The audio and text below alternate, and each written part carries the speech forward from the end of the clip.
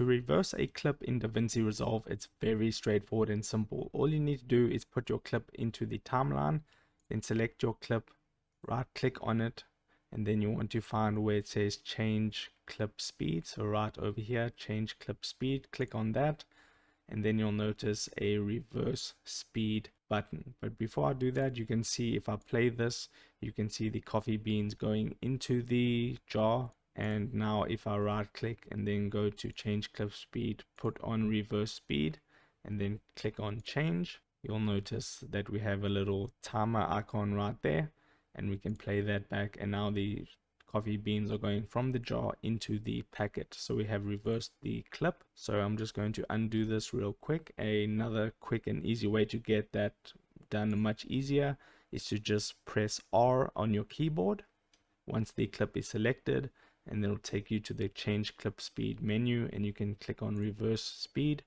then click on change, and it has the same effect. If this video helped you out, don't forget to drop a like on this and subscribe for more, and I'll see you in the next video. Take care.